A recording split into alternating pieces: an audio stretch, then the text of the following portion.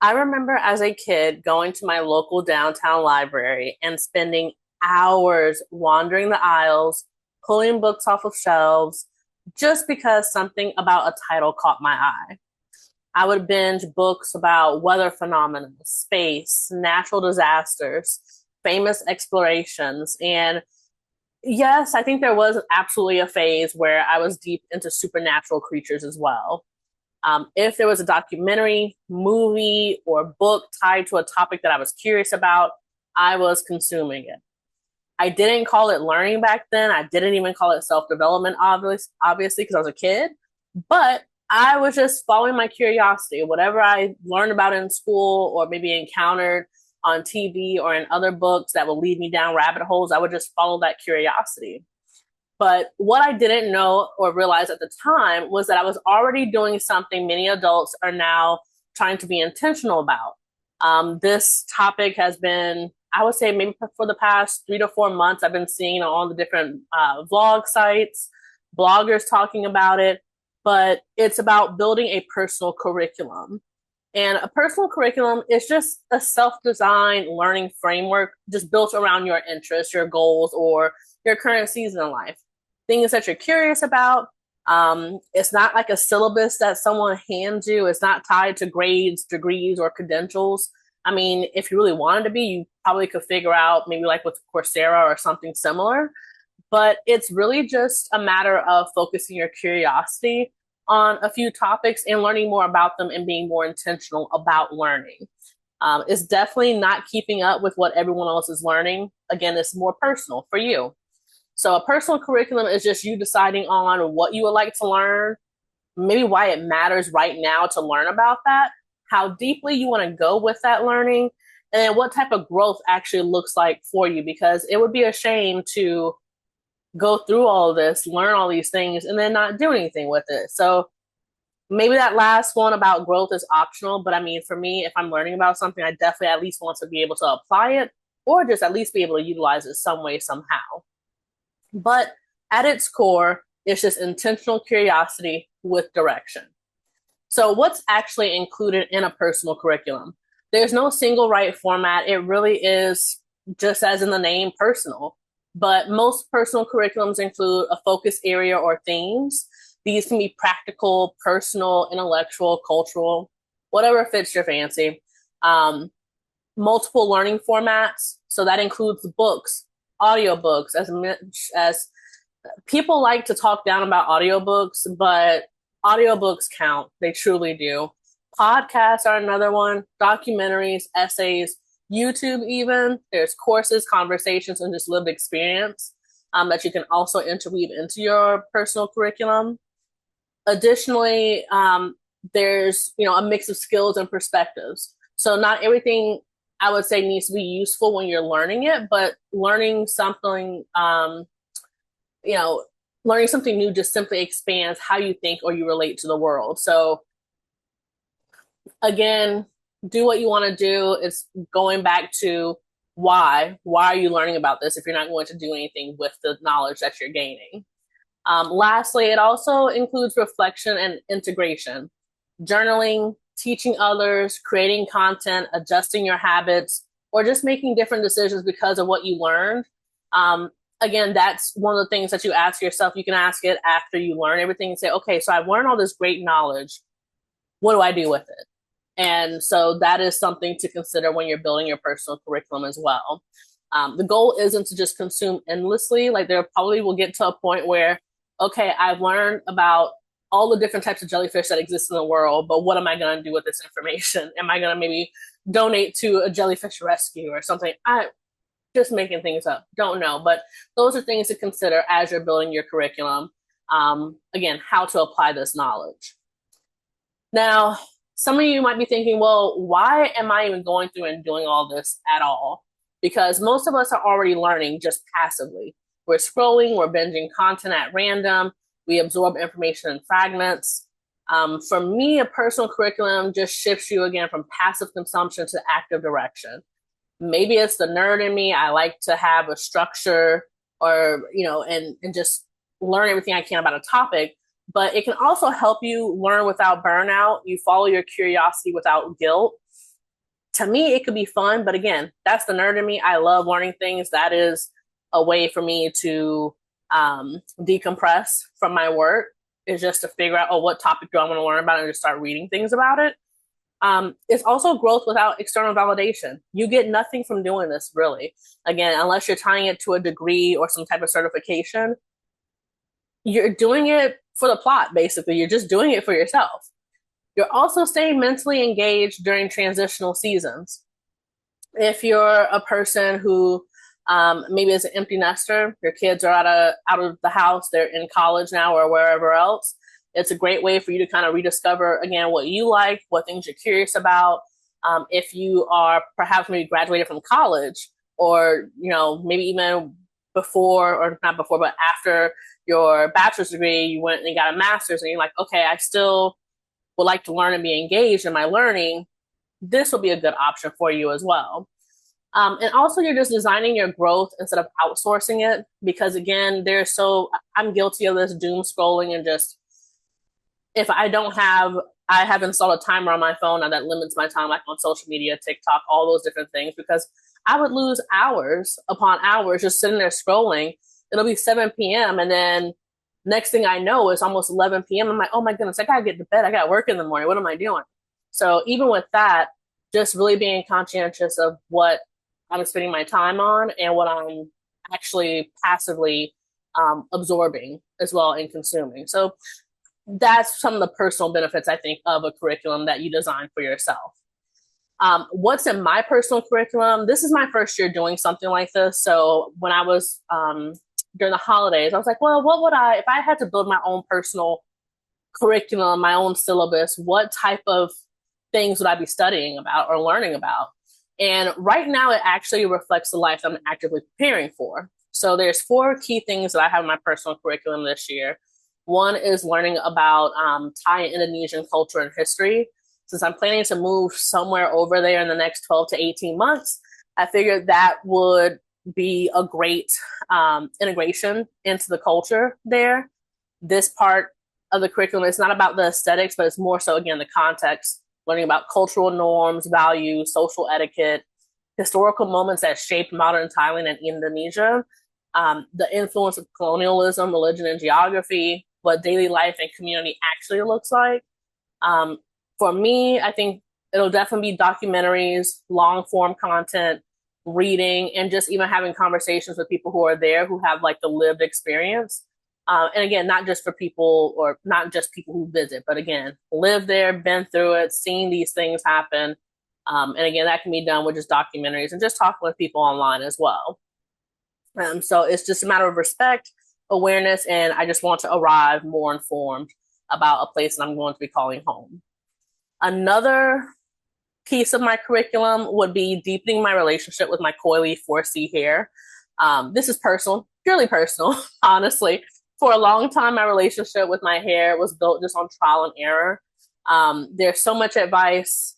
If you're on Black hair care, Black natural hair care, TikTok, and social media, what one product that works for one person is terrible for another person that has the same type of textured hair. But there's just, when I started diving into this topic a little bit more, there's also the science of coily hair. When you think about your hair, there's not just the hair itself, but the porosity, density, moisture, scalp health, and length retention. There's all these different things to consider, and how to reduce manipulation fatigue. Trying to twist up this, it doesn't, shrinkage is real, but I have like pretty long hair. It goes beyond my shoulders. But trying to twist that up every single night, no, that's not happening. So trying to figure out, again, ways just to deepen my relationship with my hair, understand what it likes, what it doesn't like, what works for my hair now versus what worked for my hair when I was younger. Because there's been so many different innovations when it comes to 4C hair and Black hair care and different products, and also just more knowledge around how to take care of coily 4C hair. This learning would come from hair science educators. There are a couple people that I actively follow on social media that give great tips, education around hair. I want to do some slow experimentation on my hair, and just also letting go of any trends that really just don't serve me when it comes to my hair. The goal isn't perfect hair, but just want healthy hair. Another element of my curriculum is AI and the environment and whether sustainable tech is actually possible. I'm curious about the intersection of artificial intelligence, climate impact, energy consumption, ethical and sustainable tech practices. I mean, I've heard a lot about the damage that AI is doing in different communities that have the data centers there. And so, really learning about that, what's happening in those communities, how those things started, what are the ramifications of it. I just want to ask some like the real questions, like where's the real environmental cost of AI? Where's the hype? Because I do know there are some people who exacerbate the claims and just they're very exaggerated. But I want to just know the truth about what technology is doing to our environment and to vulnerable communities. How is AI being used for climate monitoring or conservation? Even like, can it be used for good? And are there emerging models that reduce harm? Can I use AI effectively somehow that isn't going to be damaging to the environment? Me personally, whenever I can or whenever I learn how to be a better steward of Earth's resources and try to do, no harm or as little harm as I can, I try and act on those things. But something like this that's kind of emerging and AI has been around, at least the way we've been using it over the past year, is pretty new still. And so we're still learning about it and what the ramifications are of using it and what it's doing to different communities. So I just want to learn more about that to see how I could be a better steward and be more earth friendly and climate friendly when it comes to using AI. Because unfortunately, I don't see it going anywhere. I only see it growing bigger and more integral to businesses. And so at least being conscientious about that is where I'm moving forward to. And then the last piece of my curriculum is about nutrition, macros, and just eating styles. So possibly learning how to cook different things. I mean, there's a couple of staples that I go to, especially now that I'm on my lifestyle change and things like that. But what started out as curiosity about nutrition has grown into understanding macros without obsession, learning different eating styles and why they work for some people, some diets, separating actual science from diet culture, paying attention to how food makes me feel. And honestly, I do think this is probably going to be learning or morphing into me learning how to cook different types of meals that I wasn't brought up cooking. So looking at different recipes, trying out different things, but practically learning how to cook just because I'm not a chef, but I do want to at least learn how to cook healthy meals so that way I'm not always either going to meal prep companies or different things like that. But at least with this part of the curriculum, it's all about just, informed choices instead of control, supporting my body and just not micromanaging it, but learning about how, again, different foods interact with your body and just learning how all that stuff works, basically. So that is exciting. Again, if it leads to more cooking, great. If it leads to simpler meals, also great too, because I'm a busy girl and I'm not trying to stay in the kitchen for like 2 hours trying to cook. But let's talk about how you start your own personal curriculum. It's very easy. Just follow your curiosity. There is no pressure because it's just for you. What keeps pulling at your attention lately? Write a couple of those topics down. From that topic list, choose 3 to 5 areas max. Depth beats overwhelm. Like, don't try and build this whole 12-point curriculum that once a month you're going to be doing all the different things, because life is life. Life be happening. Life be lifing. Give yourself grace. Pick 3 to 5 and really indulge in those topics. Pick formats that you actually enjoy. Learning should be inviting, not punishing. So if you are anti-audiobook, don't pick an audiobook then. If you like the physical touch of a book, go to your local library or go to your local bookstore and pick up some books around the topics that you chose. Decide what progress means. Understanding something better also just counts. I mean, many of the things that, again, the first topic that I talked about as far as Thai and Indonesian culture, I am not going to be an expert where I can write a whole dissertation on the history of those two countries. but I do just want to have a better understanding of the two nations because I have no clue. So knowing that, whatever topics you choose, what does progress look like? What does the end look like for you? Is it once you reach a certain point of understanding, you're done? Okay, great. If it's something else, it's just up to you to determine what that would be. And then I would also say, let it change. For me, I would say be open to maybe what other rabbit holes you might go down when you're learning these different topics. Because I know I'm guilty about that, where I'll be learning about a topic and I'll get so engrossed in it. And then I realize there's like these offshoots from that topic. And I'm like, oh, that's pretty interesting. And then I just lose track of time. But then I come back from that rabbit hole just eyes wide open and just like, wow, I had no clue about that. That's the coolest thing. Or sometimes that's the scariest thing I've ever heard of. I didn't know that people did this.